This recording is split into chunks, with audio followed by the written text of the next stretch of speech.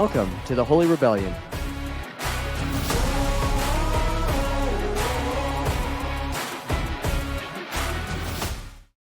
Trey, welcome to the Holy Rebellion. Glad you're here with me. Let's start the rebellion. Here. Yeah. I'm super excited for this. I love chatting with you. And so it's fun that I get to chat with you in real life, not actually just in the jiu-jitsu world. All right, stopped recording, but here we go. Now it's recording again. Yeah, so Trey and I know each other from jiu-jitsu. He beats me up most mornings, and then we kind of became friends and he tried to get me swole, which has not worked very well, but we made some progress, a little bit of progress. You've gotten stronger, some good tendon strength. We made some progress. Yeah, got some good tendon strength. So I'd introduce you, but I think you'll do a better job. I'd rather fill in the holes. So would you just give me like quick chapter titles, tell me a little bit about yourself, and then I'll throw in the fun stuff that you don't mention?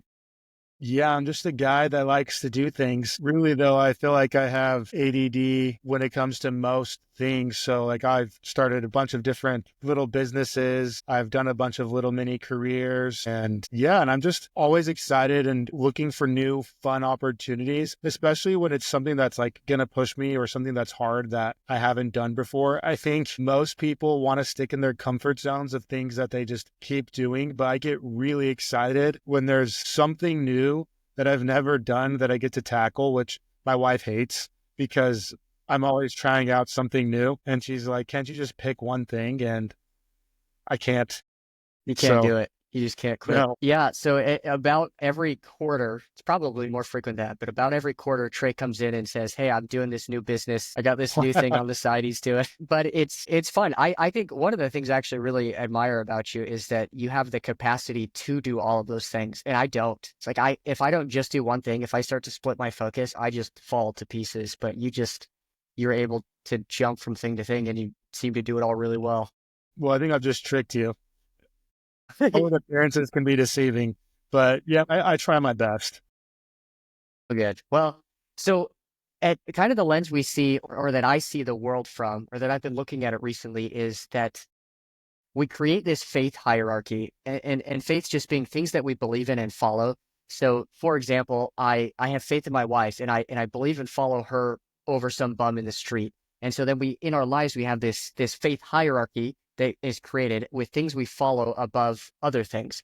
And at the very top of that list, what we'll follow and believe and sacrifice for above everything else, I think that's what we worship. And so kind of we'll just dive right into the deep end here. So what is at the top for you? What is it that you worship, Trey?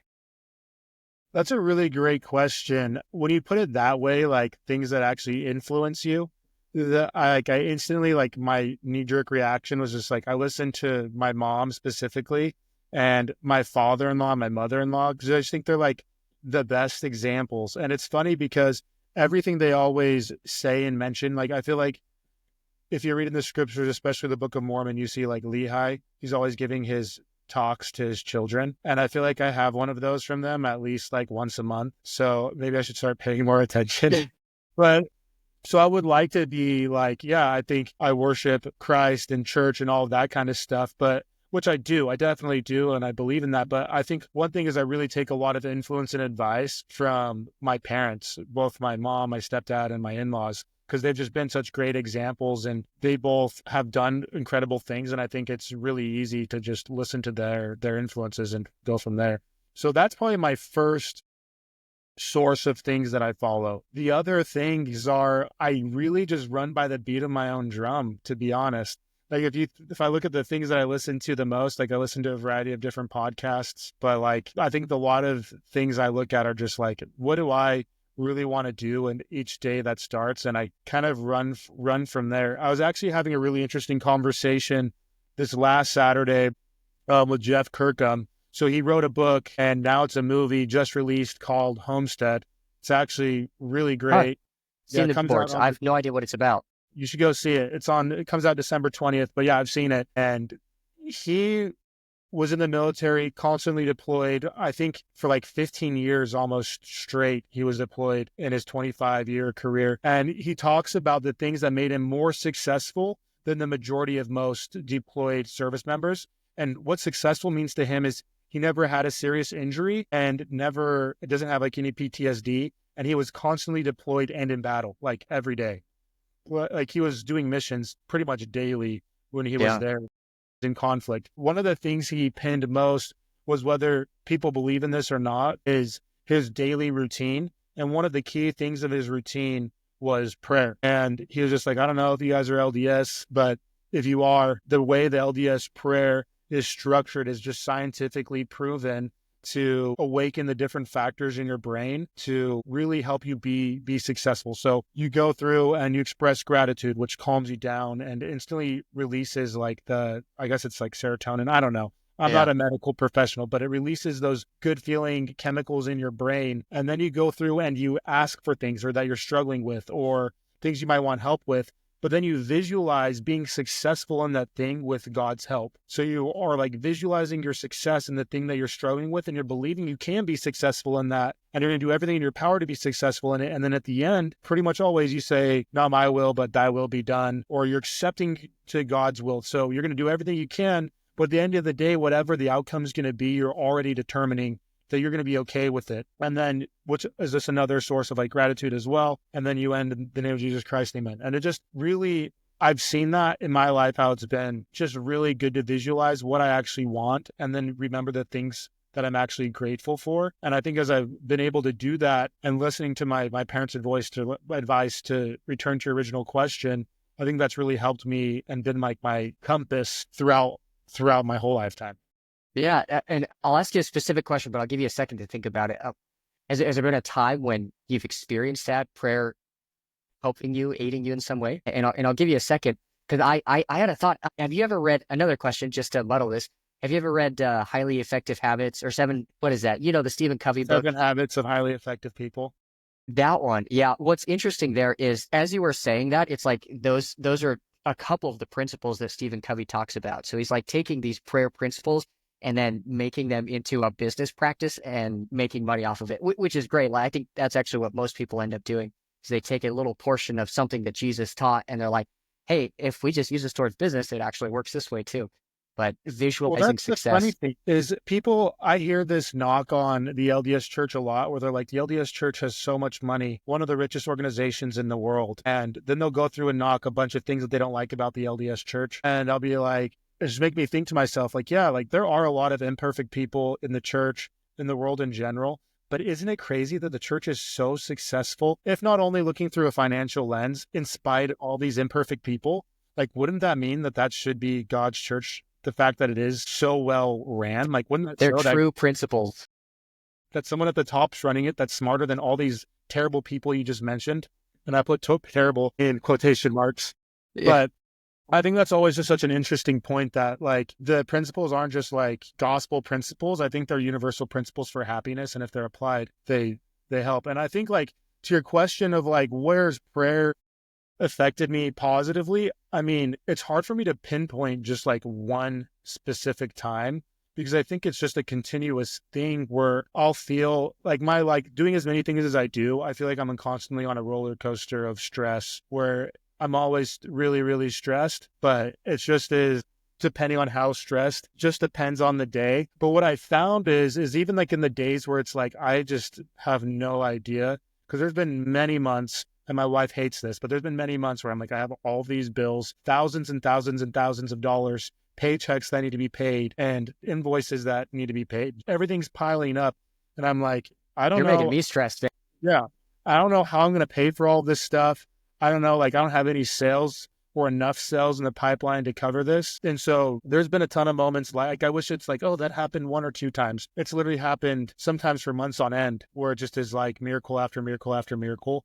But it's when those times I can actually like kneel down and think and just like go through the things that I am grateful for and the successes and the wins and the things that are going positively, then I'm like, I don't have it bad at all. Like I'm one of the most blessed people I've literally ever met. And it's either like I'm blessed or I'm just extremely lucky. And then I'll go into like, look at the challenges that I'm facing.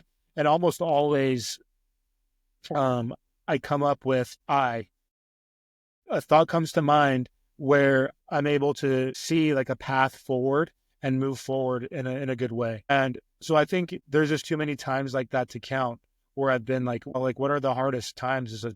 I've had many hardest times, I feel like. And Yeah. that one that really like is easy for me to point to is I think everyone needs to have their own hero's journey, and you need to look at yourself as the hero of your own story. And I think there's way too many people that go through life and they play it safe and they go get a corporate job that's super comfortable. Might make a decent income, and whatever that might be to them, I find that's always relative. But they'll work a 9 to 5. They spend the majority of their life working, and they spend a few weekends and holidays with their family, and then they hang it up. But when the end of the day comes, they never really lived out that true dream, whatever it might have been. And I just think there's too many people that do that, and they just don't see themselves. Maybe they're a part in someone else's story, but they don't see themselves as the hero of their own story. And I think as you do that, and I think that's what Christ wants. Like, I think that's what the whole goal is that you become your own hero of your own story, but looking for help and guidance from someone who's done it a million times, billions, trillions of times, who knows way better than you. And like by doing that, it just gives me the confidence where I'm like, it doesn't matter what I want to do. There's someone there on my team that's been through it before that's going to help show and guide the way. I don't have to like stress as much. I just have to go do what I'm passionate about. And if I give 110%, what's the worst case scenario? I don't have any money. Like you can always find food. You can always find what you need. And I mean, hey, you can miss a few mortgage payments if you need to. Luckily, I've never had to. I've never even been close to losing any of like my real estate or anything like that. But what is the worst case scenario? And it really isn't that bad. Yeah, I actually had a similar experience. So I did sales, commission only sales for like the first half of my career, and I wasn't successful. You killed it. I know you did really well, and I did not. I was the exact opposite. We were like just out of poverty every single month, and it was rough. But I remember that I a very similar experience. I would pray, and every single time I prayed, like every single prayer for like 6 or 7 years, it was, Heavenly Father, please help me to provide for my family this month, because I felt that weight. And I look back, and we were never hungry. I never missed any payments. I was stressed all the time. I felt that weight a lot, but I just think that's like success leaves clues, and there's a true principle in prayer. There's something about it that is miraculous in nature, and I think that if we lean on God, we actually will have everything that we need. It doesn't always look like what we want it to look like, but we're still That's here. because I think people have a certain expectation of how they want things to play out, and Yeah. then they get disappointed when things don't pan out the exact way that they wanted to. But like if I look back, I had all these goals that I wanted to accomplish, and most of them didn't pan out how I would have hoped. But like in hindsight, as I look to where I am now, at the age I'm at now and with my family, I mean, I'm living the life I always dreamed of. But it's really easy to get distracted and look at other ways. And you're like, I guess it's always wanting more or wanting something different. But then as you go look back, you're like, well, when I started out when I was 21 and where I wanted to be at this age, like I'm doing that. And so that's, I think, one thing that always makes me just feel good is I'm like, yeah, I'm there regardless of what that looks like. Now everything else is just playing Monopoly. Yeah, and that is a game that tears families apart. So don't play that one for too long. So I've actually struggled with this one for a long time, Trey. Maybe you can help me out. One of the ways I think that we have in common is that we both dream big and we're fairly ambitious. But I think I dream so big that I'm chronically disappointed. Like I never hit where I want to hit. I think it sends me a good direction. So there's pros and cons to that, but I don't know how to really set a goal without always falling. Like I don't know how to make it realistic, you know. And we're coming up on the new year. It's something I've been thinking a lot about. And you brought up goals, and I just like I don't really know how to do that well. How do you do that? Well, I don't know if I've ever set a realistic goal, to be honest. So maybe you don't need a realistic goal. I don't know if I've ever actually achieved like a numerical goal, to be brutally honest. And I mean, I know that sounds bad, probably, but I was talking to my brother once and we did door-to-door sales together, and we would always set these goals and plan big for the next year. He was one of my team leaders for like 6 years. And when he was leaving, he was like, it's kind of wild. Like we've literally failed at this. And I'm like, that's pretty good to fail though. And that's the thing is like, I think if you plan big and you do everything in your power. So I'm a big believer of like, you have your goals, but then you divide them up into action plans. So like you have like, what is your goal? So it might be like, you want to make whatever, $100,000, I don't know, $200,000, $1 million, doesn't really matter. but whatever that goal might be, and I'm just using this as an example. And so what I like to do is piece up, okay, for me to make $1 million, what am I going to have to do this year in order to make that happen? And I'll go through and look at like whether it's one of my companies or sales or whatever, and I'll go piece it out and build backwards and be like, okay, so today, what do I have to do every single day or on a week? Because sometimes your days, it's a little bit uncontrollable, some things that happen, but on the week, you should really be able to hit your week. And then on a month, if you're not hitting your months, then you're in a bad place. And so I'll do everything I can to hit my week goal and my month goal. And I'll have specific things that I'm supposed to do, whether like if I'm trying to do sales, for example, and it's door to door, am I knocking on X amount of doors? Because I know if I knock on 10 doors, I'm going to sell at least one person. So if I want to sell 10 in a day, I'm going to have to knock on 100 doors. And if I do that every single day for sure, then I'll be able to hit my goal. And I'll break it down that way. And usually my goals make me push myself a little bit or a ton and almost inhuman feats. And I'll tell my wife and she's like, so you think you're going to do that? And I'm like, yeah, why not?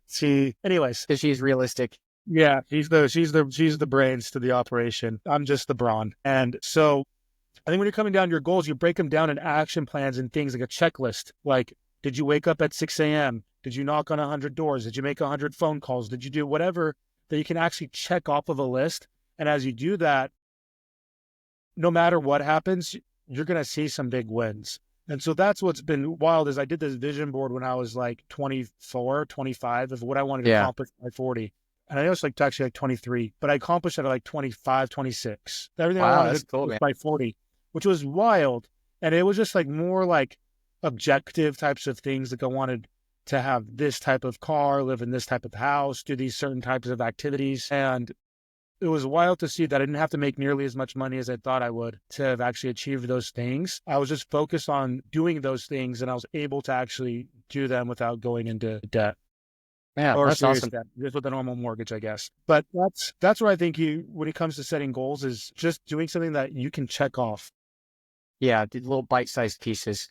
Yeah, one of the things I often think about, because this has been my experience, and it sounds like yours as well, that my plans often fall apart so that God's plan can fall into place. And I think he's leading us a good direction. And oftentimes when I set goals, I'm trying to think, okay, God, what is it that I need to do? And I think I'm off all the time, but in some roundabout way, I'm zigzagging the right direction. I'm headed the right direction. At least I hope I am.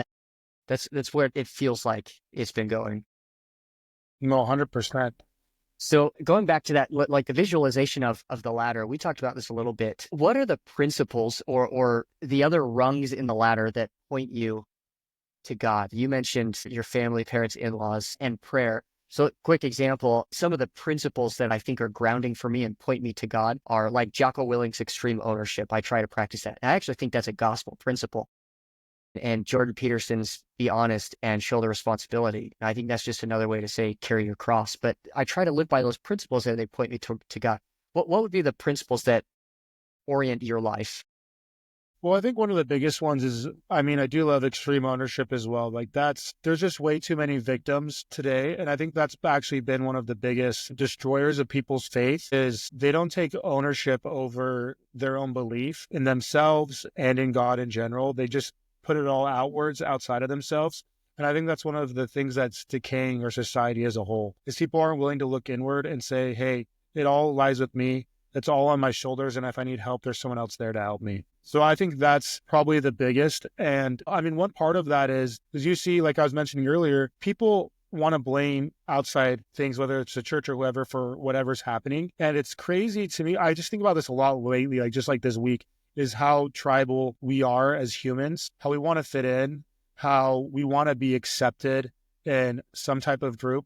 And then when that group that we were tied to does something we don't understand or whatever it might be, it's really easy to just do everything opposite of that group or like say that's all wrong or whatever it might be. And I think we're just all so focused on the group, whether that's a political party, a church, a team, whatever. It's really easy to point fingers and say, well, they're doing this wrong. So everything negative that happened in my life is because of this person specifically bad teaching that's a part of this group, whatever it might be. Whereas I feel like everything is individual.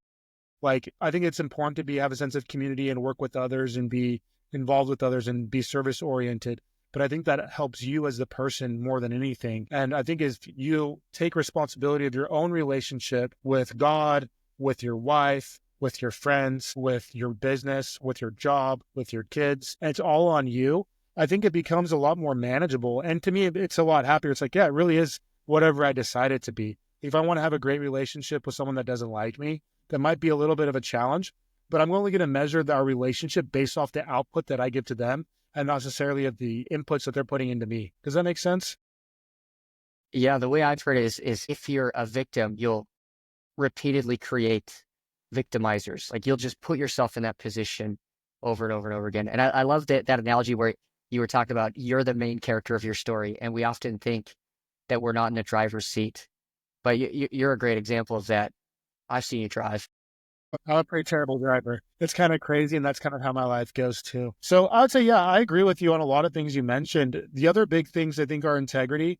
And some people tell me sometimes I'm too honest, especially with like business stuff. Some of my businesses, they're like, you're the only person to just come in and just lay it all out on the table like this. And I mean, investors love it, I guess. Yeah, I just think like living just with full transparency. And it's just that one is really relieving. So it's not like you have any secrets to hide. Like everything's just out there in the open with nice. And then the last thing is just discipline. And how I think of it is just really simply is if there's something you need to do, you just do it now. Like most people don't want to do the hard things, but if you, my thing is Mike Tyson that said is discipline is just doing the things you don't want to do like you love it. And what I think of that is I just do it as fast as I can. If I'm excited about something, I'm going to do it right then. And so if there's something that needs to get done, I'll just do it literally right then.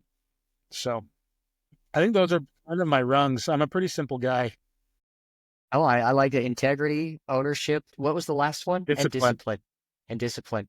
Yeah, by the way, Trey is at the gym every single day and then does jujitsu every single day and then plays his football leagues. And he wins sometimes, almost gets MVP every now and then. Yeah, usually win. I think I only have had one loss in the last couple Really? weeks. Hey, man. Yeah, He's so also the most humble guy I know. yeah, I am same, most humble guy I know as well. That didn't make my list. Can you tell us about a time that perhaps your faith was challenged? Yeah, I mean, I think early on in my marriage, not anything to do with like marriage issues or anything like that, but I was super busy. So I was like 25. I'd been off my mission for 4 or 5 years, and I was just opening a brand new office. So I'd just gotten married, and it was new. Then we'd go out to do summer sales, open a new office, had a ton of new reps, biggest office I'd ever managed, most people I'd ever managed in a new market. Nothing was set up in place. And it just was a really, really hard time. And I don't think it was like I really struggled.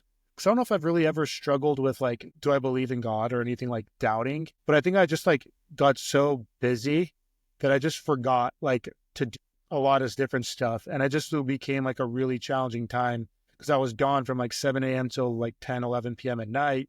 All day. My wife, we're in a new city, San Antonio. She didn't know anybody. She didn't have any friends. She That's worked rough. part time at a job that she didn't really fit in like with the other people. Like it's not that she didn't fit in. That sounds kind of lame, but she just like didn't click with the other people she worked with, like in terms of morals and values and just like things they like to do. And so she was just alone all the time. So there's a lot of like hard things, at least for me, it was like a really challenging time. So I think, yeah, that it just wasn't, not that I was doing anything bad, but I just was focused on a lot of other things. And I kind of let the world pile up on me. And I ended up having like a pretty rough summer, one of the least successful summers I'd ever had. And it was pretty hard. I think coming out of that, it was a great lesson of priorities and prioritizing like things that are important and how to actually handle a lot of things, especially when everything goes wrong. And I took that and was able to learn from it for the next, I think I sold for 4 or 5 more years after that, and then ran the program for the company for 3 years. I think that I was able to take lessons from that helped prioritize what things were most important to ultimately drive success in the future, if that makes sense. Yeah. So if you had to sit down and tell somebody going through a similar experience, what kind of advice would you give them? Well, it's the same questions I think you just asked is like, where are those things that are most important to you? Like where, like you asked like what my most influential things were, but like what are, when you like look at the book of Christian or whatever, the book of Valdez, and you open it up, like what are those chapters and what is important? What do you want that story to tell? And go write that down. Like, do you want to say like people will think about you, or you think about yourself? Like, yeah, I really believed in God and looked for direction, and I was like focused on my eternal destiny. Or were you focused on making a ton of money or whatever it might be? Like, I can't determine what your success is. So tell me, what do you think what's your definition of success? And go list it out. I mean, if I see something, I'm like, I don't know if that's going to make you happy. Like, I don't think money makes you happy, to be honest. And so I'd be like, well, what's going to actually make you happy? What brings you joy? And then prioritize that. And then as you do, what else is fun for you? And then go do those things. And then what actually helps you in your success? And I'll give them my 2 cents. And I think for me, it's never been a question of if like the LDS church has been true, because I think that rests just in one thing. And a lot of people like to focus on a lot of different areas of the church. And I think the only thing that matters to me is like, did the priesthood keys get passed to Joseph Smith or not? Like, is the authority of the church there within the church? Yes or no? And I think it's something everyone has to figure out for themselves. And for me, I've just never really doubted that. And so that's been easy. And so I've been able to look at like, okay, what things do prophets do, or people that are successful do within the church? They pray. They believe in Christ. They look for towards his example. They try to be like him every day. They don't get swayed. They're not Pharisees or Sadducees. They just focus on the true gospel and go try to align and live like Christ's example. And that's it. And so like, how can I do that? And then right my ship and try to steer that direction. Yeah, to illustrate that point, I recently read Endurance. Have you read that book yet? No, I haven't. So it's about, I forget their names, but one of the gentleman who wanted to be the first to reach I think it was the North Pole. It's been a couple of weeks, but he's trying to reach one of the poles. It was probably the South Pole. So they like sail down and they have a horrific experience where they get stuck in the ice, their ship does, and then the ice just crushes it. So they're living on the ice, and then the ice starts to melt. So they're going to like die and fall into the water. So they hop into these lifeboats and row for 5 days without food or sleep to this island that is just brutal. Wind and snow and ice and water all the time. So like, it's not really shelter. And then they send a couple of guys off to the southern tip of Georgia, which is this really long, there's like 500-mile trip across the water to get there. And this is in the early 1900s, I believe. And so they don't have GPS. They're using sextants, which is like black magic to me. I don't understand how it works, but somehow they have this instrument where they look up at the stars, they use this sextant, and they can say, okay, we're here, we're headed this direction. So it's magic. But I love that it's to illustrate that point is if it's cloudy, if they can't see the stars, they're screwed. If they don't look up, they're screwed. And so constantly they have to look up, which I think is the same direction we have to look. You got to look up, and we do that through prayer and reorient the direction we're heading with where we're headed, which ultimately is up. So I try to think of it that way, where it's like, am I headed the direction? Am I doing the things that are going to get me to where I want to go? So constantly reorienting my life towards that higher goal. So a good book, really sad, but had some good stuff in it. No, I think I have heard of this story before. And I mean, that's the key. I think that's important. I think that's a great life lesson to take. Like, how do you, because I think you're always really good at this. I like focusing on the things that matter and prioritizing your life. What helps you do that? Yeah, that's a good question. One of the things you mentioned, that money doesn't make you happy. And like, it's not going to make you feel successful ultimately. That can't be the end point. Yeah, And definitely. I write, But you don't get yeah, happy from being like, I have a bunch of zeros in my bank account, which it does help. People that say that money can't help you be happy, they probably just haven't made enough money they yet. haven't been poor Yeah, or they have enough. never been poor. That's probably better. Yes. Yeah, no, if you're poor enough, you realize like money solves all of your money issues. And turns out that's quite a bit. It's much easier to be wealthy than it is to be poor, because there's all this crap you don't have to deal with, and the stress level you don't have to deal with. But it really comes back to this idea. And I was listening to Jordan Peterson talk about this, and he talks about, he calls it, I think it was a value hierarchy, which is probably the seed from where this idea came from. But he says that I'm talking to these kids at school, I tell them to write an essay, and they think, okay, I'm going to write an essay to get an A. And he's like, that's not what it is. You're typing, you're putting your finger to the key to push a button, to make a word, to make a sentence, to make a paragraph, to make a paper, to get a grade. To what? And then it's just like you progressively shoot that out further. Why do you want the grade? I want the grade so I can get a good job. Okay, great. Why do you want a good job? Job so I can make good money. And I think we don't often think past that point. It's like, I want to make good money. Well, what are you going to do with that money? Why do you want to make good money? And then it's for me, it's like, because I just want to provide for my family. And then it increases my scope of influence. So now I can influence a greater amount of people and help a greater amount of people. And why do I want to do that? And I've been thinking a lot about that recently. I was actually I was in the temple. I just read a book. It's called How Will You Measure Your Life by William Clayton, some Harvard business guy. He was actually a member of the church, but ultimately he talks about how he will measure his life and how he came to that conclusion. And so I sat and thought a lot about that. What is the metric by which I will measure my life? And I was in the temple thinking about that, and I opened the Book of Mormon, and it fell open to it's like early Alma 11, and it was the story of Ammon. And Ammon, to summarize really quickly, was a missionary who went to a ferocious and bloodthirsty people to preach the gospel. And they like immediately throw him in prison as soon as he shows up. He goes in front of the king, and the king actually really likes him. He's like, "Hey, you want to marry one of my daughters?" And he's like, "No, I'll just be your servant." It's like, okay. So he sends him out to the flock, and turns out that there are some robbers who come to steal them. So they scatter the flock so they can steal them. And last time this happened, the king killed all the servants. And so the servants are just distraught. And Ammon's like, "Hey, no, it's cool. We'll just go gather the flock." So they gather the flock.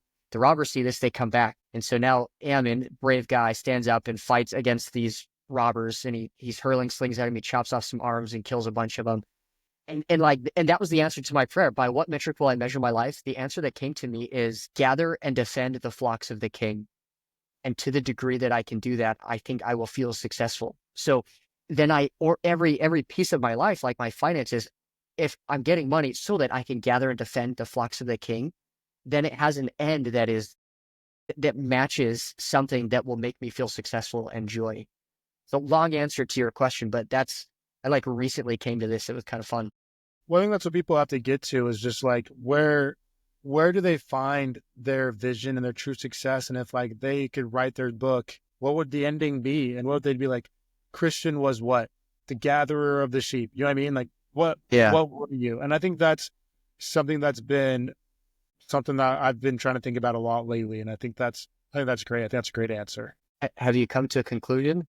I don't know. Like right now, I think one of the biggest things that's been shocking to me is just kind of the state of leadership, but also the people willing to follow leadership. And I think that's one of the things that's kind of cancerous to our society, whether like it's just like here in Utah or nationally, is people are very quick to just follow whoever's the leader without asking any questions and having like a direct answers for themselves on like what the right path may or may not be.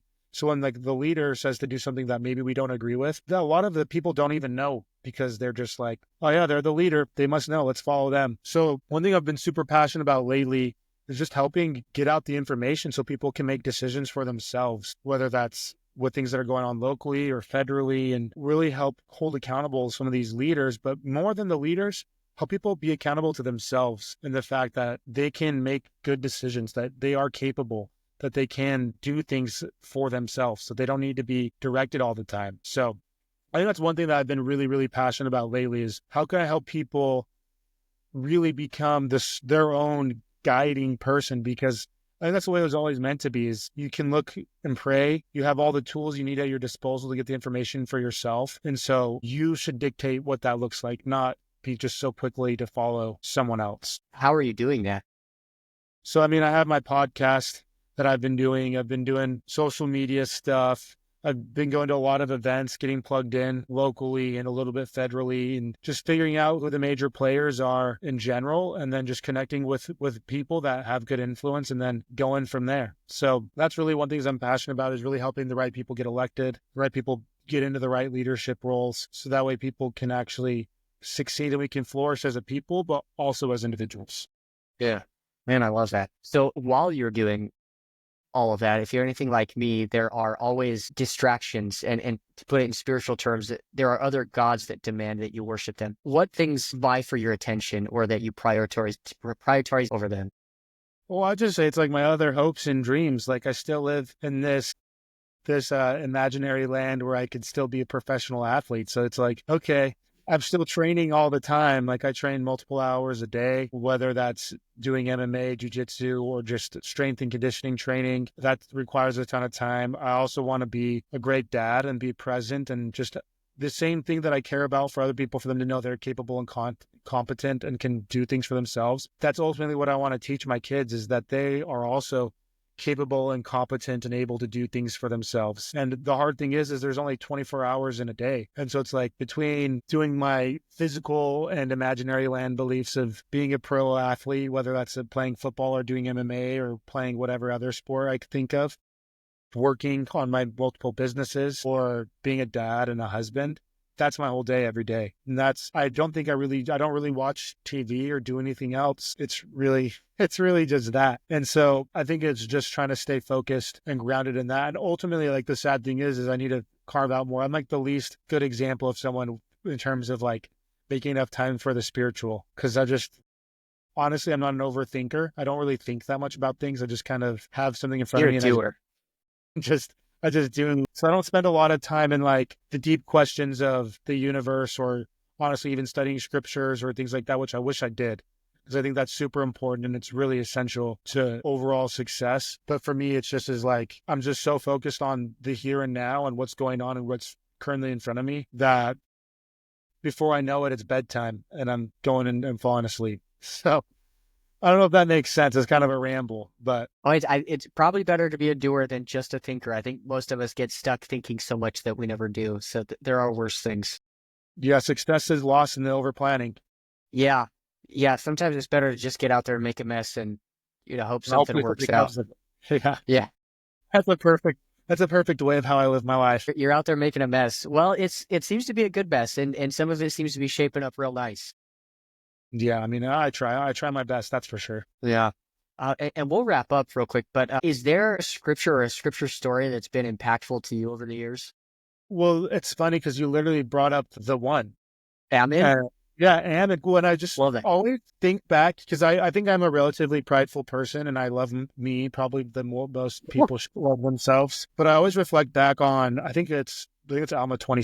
Ammon's talking about how all the great things they've accomplished and Yeah. like how many things they've done since they've been there. And I think it's Aaron who's like, you shouldn't boast so much of yourself. And he kind of like chastises him for being like, I guess, just so excited about the things that they've been able to do. And I think Ammon has one of the best responses ever. He's like, I'm just really grateful for all the things we've been able to accomplish. And he said, it's not boasting of themselves, but all the glory goes back to God. Or they're able to do like all things in God, something along those lines. He rejoices in God. Yeah. I think he actually says something like that. And I think that's really the key is like, I think we need to have a sense of self-belief. I think we obviously need to be humble in the fact that we can recognize that we've been super blessed with things that happen that go well. But like Michael Jordan didn't become Michael Jordan because he was not thinking he was the greatest. People in sports talk about like the Mamba mentality. Kobe didn't become Kobe because he thought that he couldn't accomplish whatever he wanted to accomplish. They believed in themselves and they believed they had all the tools to become and be whoever they wanted to be. And I think if we add in that piece that we do that in Christ or through revelation, then we become even stronger and even better and even more capable of accomplishing more things than just being a great athlete. We can be a great athlete, a great parent, a great business owner, a great friend, a great husband. And you're able to stretch yourself to whatever you need to be and whatever you want to be if you focus in the right places. I love that. I think that we can be uber successful in all these areas and have those successes point back to God. And it's interesting you bring that up. I was thinking about that this morning. I was reading when Jesus comes down and visits the Nephites in 3rd Nephi, and he repeats the Sermon on the Mount essentially. But one of the things he says is, "Your light so shine before the world that others may see your good works and glorify the Father who is in heaven." And it's like God wants you to be really successful. He wants you to just be this magnificent human being, and then in turn have you just say he's the guy, because you can be this conduit to point people back to God. And so, man, I just hope you're so successful. I hope that you just blow up every endeavor that you're in, and it does very, very well. Thank you. Well, I'm one of your biggest fans. So I always love hearing the things that you're doing. So thanks Stop. for having me on. I really appreciate it. Yeah, man. So Trey, if people just can't get enough of you, how do they get more? So you can find me on Instagram. I don't even know I think it's Trey Valdez 3, I think is my handle.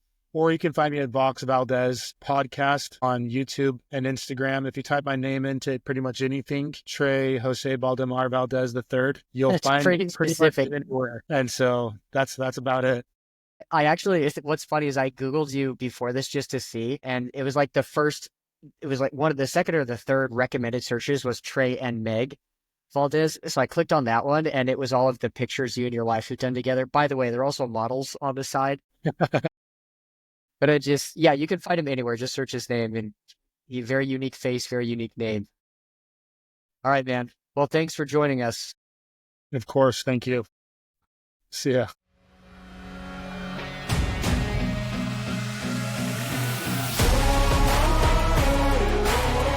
Thanks for joining this episode of The Holy Rebellion.